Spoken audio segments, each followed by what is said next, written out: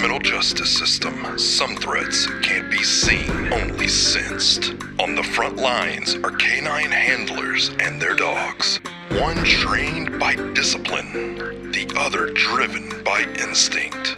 Together they search, track, and take down those who run. This is their training. The canines and their handlers are now patrolling the city of Charlotte in their new unit. Let's check in and see how it's going. All the dogs have had locates, meaning they've all found criminal suspects that would not have been found if the dog wasn't there. We've had some really good evidentiary finds. So we've had Iacoves, I know specifically, he's found numerous guns with Luffy. One of those guns is believed to be a primary weapon involved in a homicide. So we've had some really good deployments and some really good success early on with the dogs. Within his first 8 days, he located 4 guns. The first one was, there was a jump and run. A suspect threw 2 separate bags into a wood line.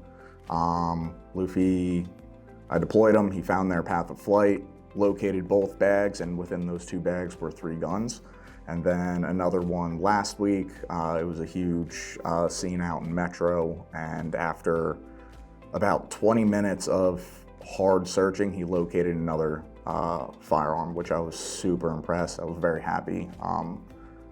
Sarge always talks about, hey, dogs have a limited amount of nose time. So the second you get that dog out of the car, that stamina meter starts depleting. And at that time, that's probably the longest that I've ever had him actually searching, not just walking around like nose to the ground, searching, looking for odor, and watching him be able to do a full alert after about 20 minutes of searching and find a gun I was so ecstatic. I remember watching my body cam for it. I sounded like it was like Christmas Day for me. It was very cool. On that scene, 20 minutes of searching, you're like, man, this is a huge scene. It's super important for me to, find this gun. And then at some point, there's always a part in your mind where it's like, we're not gonna find anything. There's nobody gonna be out here. And then they actually find something. You're like, oh my God, my dog can do this. We can do this. This is awesome. So yeah, that definitely energized me for that specific task. And moreover, it gives me confidence that, hey, these past, 4 or 5 months haven't been for nothing. Like, these dogs are trained, they can do the task, and we gotta be able to trust our dog to do that task. But yeah, it's been a ride, man. What was the biggest takeaway from the basic canine school for the handlers? There was one thing that jumped out. Trust your dog. I've heard it a bunch, from previous handlers, a lot of folks on the unit now. But, you're there as that human element, to at times have that input, for the dog and help him out. But you need to trust that dog because, he's between you and the bad guy, at the end of the day. He's the tip of the spear. He's going to take care of you like you take care of him. So just trust your dog. Yeah, trusting your dog has been huge, and it's been a big lesson for me, especially because I'm the type of person that I like to have control of things. So being able to let go of my own control and being able to trust my dog and trust that my dog's taking me in the right direction it's been huge. Just like every one of them said, trust your dog. Even now, we're continuing to work, we're continuing to do practice tracks, learning the body language of your dog, trusting them. Lock him down a little bit because you give him too much free rein. So I started giving him more, obviously, like open area. I could visually clear it. He was on it, working, so I was giving him more slack. But then as soon as we came through this next clearing, he was just kind of head up, looking all around. Yeah, and that's just reps.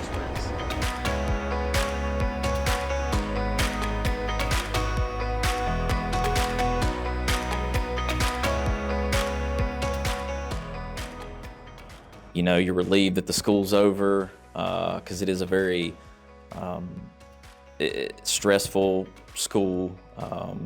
I think anybody that makes it to this level of a unit is usually putting in a lot of work, and things like that. Hard work like that can be stressful. But then there's a sense of relief that you accomplished what you set out to do. And then you have a whole other, coming up like, okay, finished with the school, relief, I'm happy. But now we're really about to be tested, because this is where training moves to the real world. So these last 3 weeks on the road, I've been extremely fortunate to be very, very busy with a lot of calls. Again, and trusting your dog, seeing the body, seeing what you've been taught in school, seeing what you've trained to do, and then seeing it work, on the street is just a huge morale booster, and it makes you realize, like, okay, yeah, we can do this.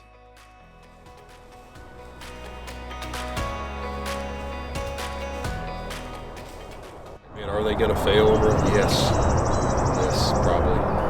Especially with the environments and distractors that we can't replicate here. Yeah. Yeah, man, I can't. We were just talking. I can't. I don't have any place to set up where we can go and jump 8 fences, between 8 different backyards and set up a pit bull in the neighboring yard. I just don't have we don't have the facilities to replicate that. We'll go to like healthy places and more occupied, but it's hard to replicate a lot of the stuff you're going to see in real life in a training environment.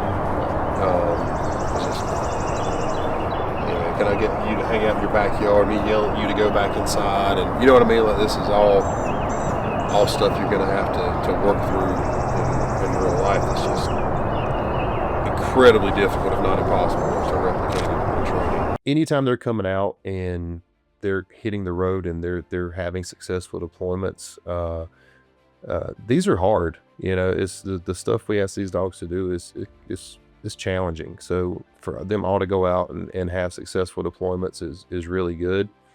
But it's really good for me to see the handlers all come back with questions of, hey, this is a little bit different. I didn't really encounter this in school.